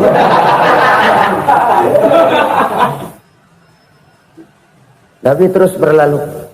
Ini terjadi keanehan. Jatuh ke lubang yang dia gali itu sebenarnya nggak terlalu dalam ya, antara 3-4 meteran lah. Tolong saya jatuh ke lubang ini. Datanglah pelayan-pelayannya itu. Angkat saya dari sini. Oh, ngulurin tambang. Satu gulung belum juga nyampe itu tambang. Kurang, beli lagi ke warung. Sambung, ulur lagi, nggak juga bisa sampai. Wah, ini kerjaan Muhammad ini. Tolong, siapa salah seorang kamu ke rumah Muhammad, kasih tahu encangnya kecebur. Minta ditolongin. Sampaikan kepada Rasul. Kenapa? Pamanmu jatuh ke lubang, Muhammad minta tolong diangkatin. Tambang udah nyambung-nyambung nggak nyampe juga. Ya, nanti saya datang, saya tolong. Coba. Nyata-nyata orang berniat jahat mau mencelakakan dia. Datang dia menolong. Ini yang disebut air tuba dibalas air susu ya ini. Bukan sebaliknya. Air tuba dibalas air susu. Paman, kecebur ya? Iya Muhammad, tolongin. Pegang tangan saya. Nabi ulurkan tangannya, nyampe. Dipegang oleh Abu Jahal, diangkat ke atas. Sampai atas, apa kata Abu Jahal? Sihirmu memang hebat Muhammad.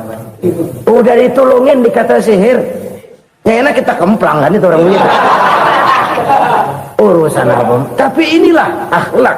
Kalau bisa kamu bersilaturahmilah dengan orang yang marah kepadamu sekalipun. Orang marah kita tetap baik. So, kalau kita berbuat baik sama orang yang memang baik, rasanya sih biasa-biasa aja. Orang baik kita baik lagi, ya draw aja, belum ada nilai tambah di situ. Baru ada nilai tambah kalau kita bisa berbuat baik kepada orang yang nyakitin kita. Itu namanya kita setingkat di atas dia. Dia sakitin kita, kita berbuat baik sama dia. Dia pelit sama kita, kita baik sama dia. Dia marahin kita, kita deketin dia. Di situ kita punya nilai tambah. Habatan wa jalala. Sesungguhnya harta, dinar, dirham, uang di mana-mana selalu bikin hebat orang yang memilikinya.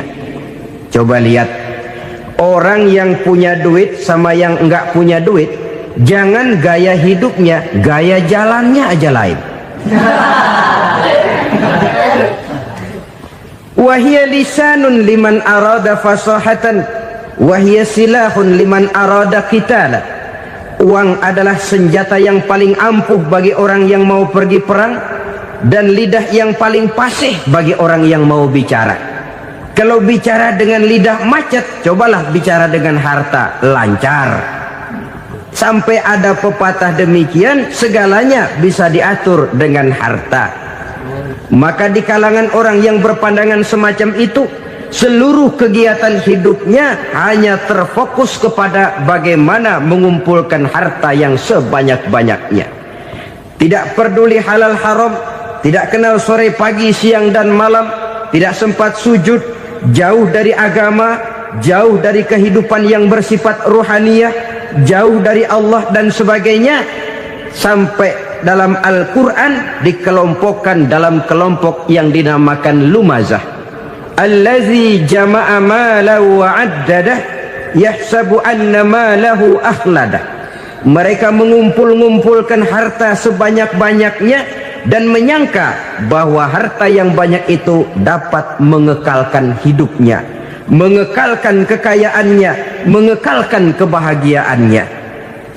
Saudara hadirin yang berbahagia, kalau pandangan hidup ini benar, artinya kalau harta memang merupakan satu-satunya hal yang dapat membuat orang bahagia, tentu di rumah mewah tidak akan pernah ada tangis derita. Tentu di satu tempat di mana fasilitas hidup serba menunjang tidak ada yang namanya penderitaan. Tapi suka dan duka, sedih dan gembira, senyum dan tawa adalah milik setiap orang, baik dia punya harta maupun dia tidak punya harta.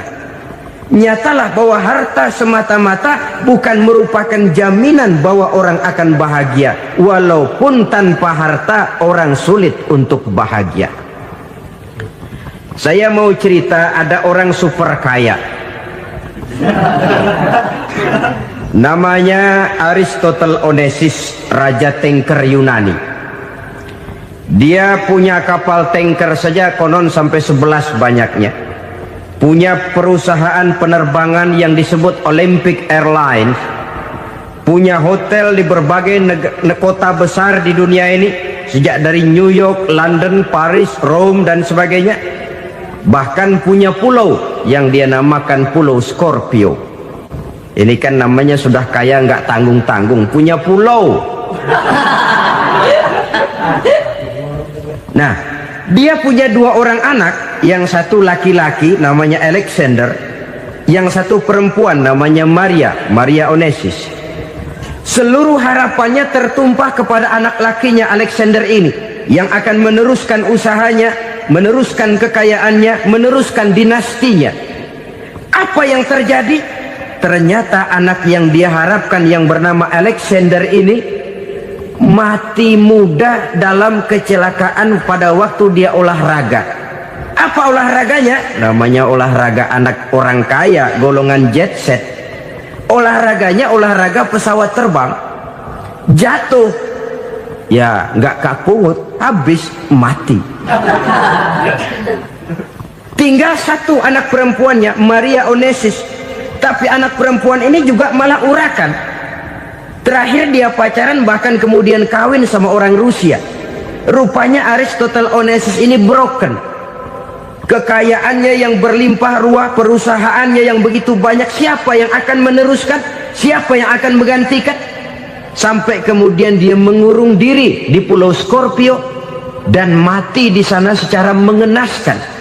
Seorang multi jutawan, seorang yang super kaya, mati menyendiri di pulau sepi. Ibarat kata pepatah, anak ayam mati di lumbung. Bukan kekurangan makanan, keurugan makanan. Begitu kehidupan Aristotle Onassis. Dan banyak orang-orang yang sudah demikian kaya sampai dibingungkan oleh kekayaannya sendiri. Telusurilah kehidupan David Rockefeller misalnya, Henry Ford misalnya, Adnan Khashoggi misalnya. Multi jutawan yang kadang-kadang dibuat keder oleh kekayaannya sendiri. Pantas ketika Imam Ali ditawarkan orang, "Ya Ali, kalau kepadamu disuruh pilih ilmu atau harta, kau pilih mana?" Ya jelas pilih ilmu dong. Kenapa?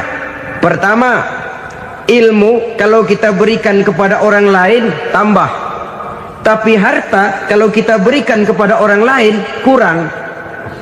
Saudara punya uang 10.000, dibagi orang 5.000, jelas uang saudara berkurang. Tapi saudara punya ilmu, diberikan kepada orang lain bisa, saudara pun makin mantap. Tidak lantas jadi bodoh karena ngajarin orang. Saudara bisa Fatihah lalu mengajarkan orang Fatihah, orang bisa, saudara pun makin hafal. Tidak lantas setelah diajarin orang ilmunya hilang. Begitu datang dia minta orang, "Tolong ajarin saya Fatihah," udah habis, nggak ada.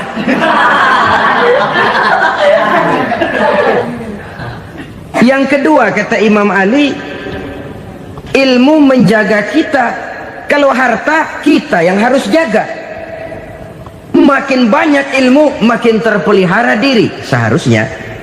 Tetapi makin banyak harta makin bingung kita jaganya.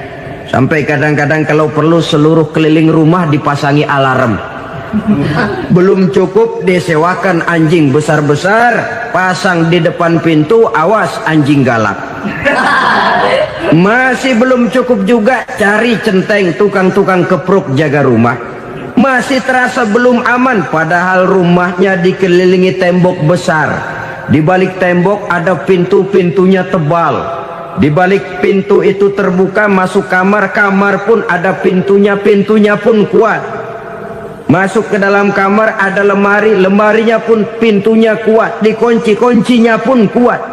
Tapi terhadap seluruhnya yang timbul cuma sekedar was-was saja. Kesimpulannya sekali lagi, tanpa harta orang memang sulit untuk bahagia. Tapi harta semata-mata tidak merupakan jaminan orang akan bahagia. Dengan hati yang luas, itu modal utama untuk mencapai kebahagiaan hidup. Orang yang hatinya luas, saudara-saudara, punya hati yang lapang, melihat kenyataan hidup ini, dia bersyukur senantiasa kepada Allah. Lantas tidak timbul hasud dan iri hatinya. Oleh karena itu, jiwanya selalu lapang. Kalau tidak, cupik hati namanya. Dangkal pandangan, tidak senang melihat orang lain dapat nikmat, dan itu sering dijadikan contoh. Kalau orang yang lapang dada, dia lihat tetangganya beli TV baru, dia berkata, "Alhamdulillah ya, tetangga kita beli TV, mudah-mudahan kita bisa ikut nonton." Lapang dadanya. Tapi orang yang sempit hati, lihat tetangga beli televisi, meriang. Enggak diapa-apain, meriang. Besoknya dengar tetangga beli motor, makin sakit, ke rumah sakit. Lalu di rumah sakit dengar tetangganya beli mobil, mati. Disiksa oleh perasaannya sendiri. Orang kalau hati sudah sempit dalam hidup, kemanapun dia pergi, sempit rasanya medan kehidupannya. Kemudian kita melihat juga ada orang yang menilai bahwa bahagia itu katanya kalau punya kedudukan yang tinggi, pangkat yang agung, wibawa yang besar. Mungkin betul, tapi mungkin juga tidak. Bergantung kepada hati orang yang punya pangkat itu. Sama dengan harta tadi. Harta akan membawa bahagia kalau dia jatuh ke tangan orang yang berhati lapang. Tapi harta akan jadi bencana kalau jatuh ke tangan hati orang yang sempit. Pangkat akan membawa bahaya kalau jatuh di tangan hati orang yang sempit. Lebih dari itu, kenyataan mengajarkan kepada kita bahwa ternyata pangkat dan jabatan tidak selamanya memberikan kebahagiaan dalam kehidupan. Bahkan resikonya kelewat besar. Beberapa bukti kita bisa ambil dari para pemimpin dunia yang menjadi korban lantaran pangkat dan jabatan yang disandangnya. Saudara ingat Presiden Abraham Lincoln dan John Kennedy dari Amerika? Dibunuh orang. Park Chung-hee dari Korea Selatan, Ziaur Rahman dari Bangladesh, Anwar Sadat dari Mesir, terakhir Indira Gandhi dari India, menjadi korban dari pangkat dan jabatan yang disandangnya dari orang-orang yang tidak senang dia memegang jabatan itu. Dia akan mudah mengundang bencana, sehingga pantas kalau seorang presiden terkemuka Amerika, Harry Truman namanya, dia mengatakan jabatan presiden itu, kata dia, seperti orang nunggang macan, naik macan. Harus kita taiki, kalau enggak dia bakal nerekam kita, ngeri katanya. Adapun orang yang hatinya lapang, kalau dia menerima pangkat dan jabatan, dianggapnya itu satu kesempatan untuk berbuat baik. Tapi orang yang berhati sempit, menerima pangkat dan jabatan, bukan kadang-kadang menerima, malah berusaha setengah mati mencapai dengan segala cara. Kalau perlu jilat atas, jilat atas. Jadi golongan sumuhun dawu. Jadi kelompok kulon nuwun, yes sir, yang kerjanya cuma oke bos. Kalau perlu jilat atas, jilat atas. Kalau perlu injak yang bawah, injak yang bawah. Perlu sikut kiri kanan, sikut kiri kanan. Yang penting pangkat dapat, jabatan dapat. Orang yang semacam ini, kalau sudah mempunyai pangkat dan jabatan, biasanya dia tidak menganggap itu sebagai amanah, tidak menganggap sebagai kesempatan berbuat baik, tapi malah kesempatan untuk memperturutkan hawa nafsunya yang dilatar belakangi oleh kesempitan hatinya tadi. Apalagi kalau orang memperoleh pangkat karena banyak mengeluarkan uang. Seakan-akan pangkat dan jabatan itu sekarang macam proyek, pakai tender. Siapa yang berani bayar segini, naik. Nggak berani, minggir. Padahal logikanya, kalau orang mencapai satu jabatan karena banyak mengeluarkan uang, hampir bisa dipastikan bahwa setelah jabatan itu dia pegang, langkah pertama yang akan dilakukannya ialah berusaha bagaimana uang yang dia keluarkan supaya kembali. Ya paling kurang pulang modal dulu dong. Soal mikirin rakyat soal nanti, tapi ini modal harus pulang. Itu celakanya kalau orang memperoleh pangkat dan jabatan cuma karena banyak mengeluarkan uang. Jarang orang yang mempunyai keyakinan dan pandangan bahwa pangkat dan jabatan merupakan amanah. Jadi sekali lagi, pangkat dan jabatan mungkin saja membawa kebahagiaan kalau jatuh ke tangan orang yang berhati lapang. Tapi bisa jadi bencana kalau dia jatuh ke tangan orang yang mempunyai hati yang sempit. Dan lagi-lagi stresnya hati yang lapang. Lalu sebagian orang, saudara, ada yang berpandangan katanya bahagia itu kalau jadi orang terkenal, mempunyai popularitas, menjadi idola di kalangan remaja, di kalangan orang tua, di segala lapisan masyarakat. Padahal makin populer orang, makin terikat dia. Ya kalau macam kita ini kan nggak punya nama, nggak populer, tengah malam buta mau nongkrong di warung Tegal aman. Tapi pangkat, jabatan, kedudukan, popularitas menyebabkan kita diikat dengan berbagai macam peraturan. Cuma mandi sama ke WC saja yang nggak dikawal.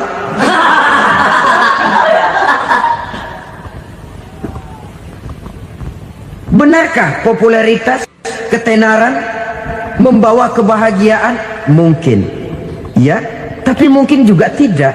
Kenapa? Banyak orang-orang populer yang mengakhiri hidupnya secara tragis. Kita ambil beberapa nama. Di Amerika tahun 60-an ada bintang seksi paling terkenal yang dijuluki sex bomb, bom seks. Sampai sekarang jadi legenda, namanya Marilyn Monroe. Singkatan dobelnya itu inisialnya MM, Marilyn Monroe.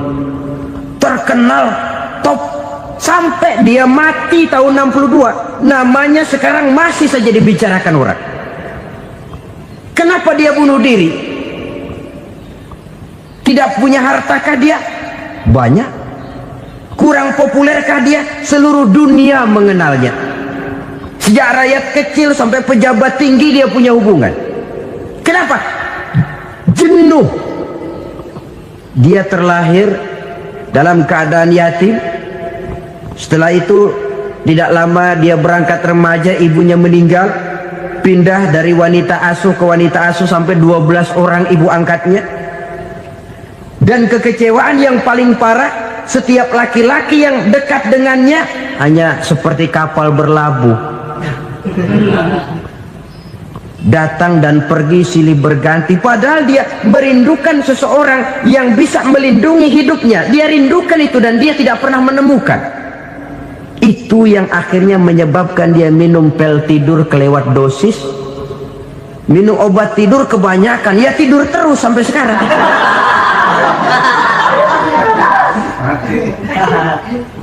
Dia mengakui, saya telah memiliki ketenaran, tapi saya tidak pernah hidup dalam ketenaran itu. Saya pandai main sandiwara, tapi saya ingin hidup dalam alam yang real sebagaimana umumnya orang. Itu yang dia rindukan. Menyusul jejak yang namanya Marilyn Monroe ini, Billie Holiday, saudara kenal tentu, di rumah sakit dirawat. Dia juga minum obat overdosis, mati lagi. Jimi Hendrix minum obat tidur overdosis kelewat batas, mati lagi.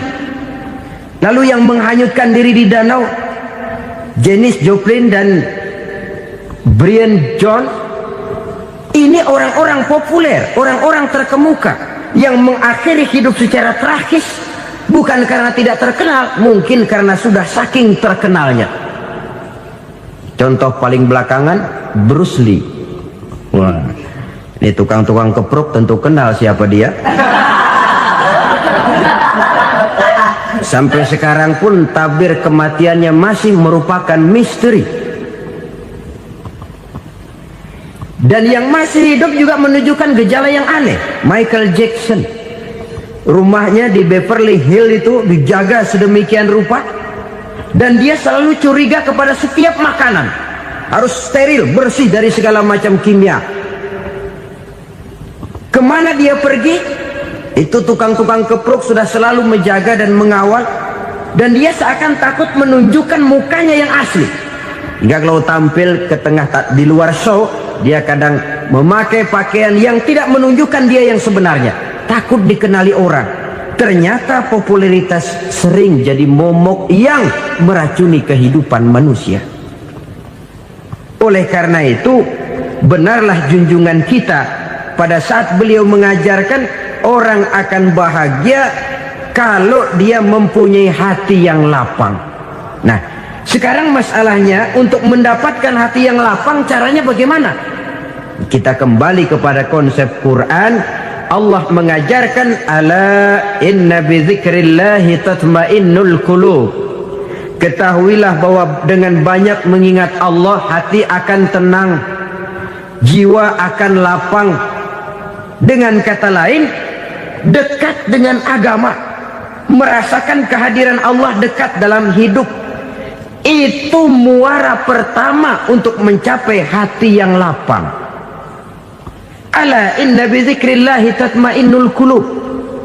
Jangan macam orang sekarang ingin mendapatkan ketenangan lalu tapak di puncak gunung, di gua-gua, di tempat sepi. Iyalah kalau nggak ada ular. Kalau tergigit ular berbisa, ketenangan belum, mati jelas itu. Islam positif untuk mendapatkan ketenangan. Ala inna bi dzikrillahi tatmainnul qulubi. Bahwa ketahuilah bahwa dengan banyak mengingat Allah, hati akan tenang, jiwa akan lapang, nuansa pikiran akan luas. Karena yang namanya bahagia ada dimanapun manusia berada. Di kampung ada bahagia, di kota ada bahagia, di ngarai, di lembah, di gunung, di hutan, di lautan, di angkasa luar, dimanapun bahagia itu ada kalau kita bermodalkan hati yang lapang ini. Dan hati akan lapang kalau kita dekat dengan agama. Dekat dengan harta buat sementara hati mungkin tenang, tapi ketenangan yang relatif dan temporer. Apalagi orang tiap kali tambah harta, tiap kali tambah rencana. Itu wajar. Mungkin sebelumnya saudara berpikir, kalau punya duit 5.000 enak nih. Begitu punya duit 5.000, aduh sayang kalau 10.000 aja. Tiap kali tambah harta, tiap kali lain rencana. Makin banyak